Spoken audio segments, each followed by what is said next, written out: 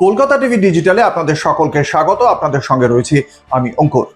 আজ 21শে জুলাইয়ে শহীদ দিবস পালন করতে তৃণমূল কংগ্রেসের তিনটি বিভাগের যে শহীদ দিবস পালন কর্মসূচি তিন জায়গায় হলো। একই সঙ্গে কংগ্রেসের যে শহীদ দিবস পালন কর্মসূচি সেটা হয়েছিল শহীদ মিনারে, কালীঘাট শিবিরের হলো বিড়লা তারামণ্ডলের সামনে, এবং ঋতব্রত বন্দ্যোপাধ্যায়দের যে শিবির সেই তৃণমূল কংগ্রেসকে জায়গা দেওয়া হয়েছিল মেয়র রোডের সামনে। শর্ত সাপেক্ষে সকলে তাদের মতো করে এই শহীদ দিবস পালন করেছেন এবং সেখানে ঋতব্রত বন্দ্যোপাধ্যায়ের পক্ষ থেকে অনেকগুলি বিষয় তাদের সামনে চ্যালেঞ্জ ছিল। সেই চ্যালেঞ্জের মধ্যে অন্যতম বিজেপির বি টিম তকমা যাতে তাদের উপর না লেগে যায়, সেই কারণে একেবারে প্রথমেই ঋতব্রত বন্দ্যোপাধ্যায়দের পক্ষ থেকে যেটা বলা হয়েছিল তা হচ্ছে যে ভারতীয় জনতা পার্টির কর্মী সমর্থকরা তাদের সমাবেশে যাতে তৃণমূল কংগ্রেসের কর্মী সমর্থকরা না আসতে পারেন সেই জন্য বাধা সৃষ্টি করেছেন এবং এই কারণে তিনি থানায় অভিযোগ দায়ের করবেন, অর্থাৎ বিজেপিকে আক্রমণ করার রাস্তা তিনি রেখেছেন। দ্বিতীয়ত, শহীদ দিবস পালন তৃণমূল কংগ্রেস অর্থাৎ মমতা বন্দ্যোপাধ্যায় শিবির কিভাবে পালন করত সেই চরিত্র নিয়েই প্রশ্ন তুলে দিয়েছেন তিনি। তার বক্তব্য যে এই শহীদ দিবস পালন করার ক্ষেত্রে সবসময় শহীদ পরিবার পেছনের সারিতে চলে যেত, বরং সামনের সারিতে চলে আসতো টলিউডের সেলিব্রিটিরা এবং ক্যাটওয়াকে পরিণত হতো শহীদ দিবসের মঞ্চ।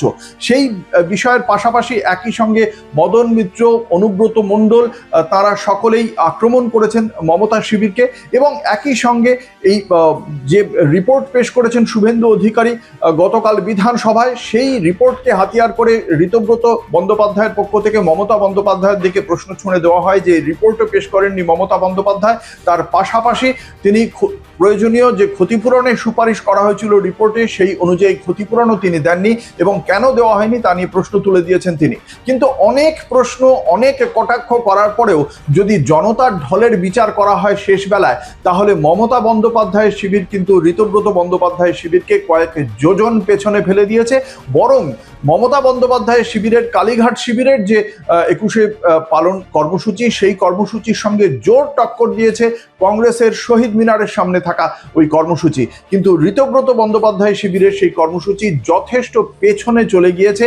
সেখানে দুই শিবিরের মধ্যে সেই অর্থে কোনো তুলনাই হবে না জনতার ঢলের দিকে। অর্থাৎ যে কথাটা বারংবার বলা হচ্ছিল কালীঘাট শিবিরের পক্ষ থেকে যে এরা সকলে নিজেদের স্বার্থসিদ্ধির জন্য একটি আলাদা ব্লক তৈরি করতে পারেন, কিন্তু মানুষ রয়েছেন মমতা বন্দ্যোপাধ্যায়ের সঙ্গে।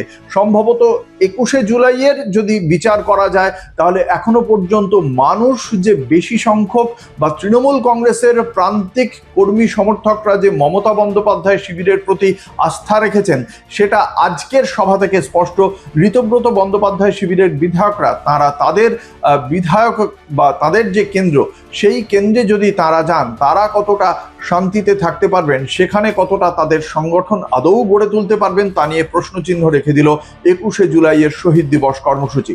এবং সেক্ষেত্রে আগামী দিনে কোন দলের কি কর্মসূচি থাকবে, কিভাবে তারা জনসংযোগ আরো বাড়াবেন সেদিকে অবশ্যই প্রশ্ন থাকবে এবং সেই প্রশ্নের উত্তর আপডেট সহ দেখতে পাবেন কলকাতা টিভি ডিজিটালের পর্দায় রাত দিন 7 দিন।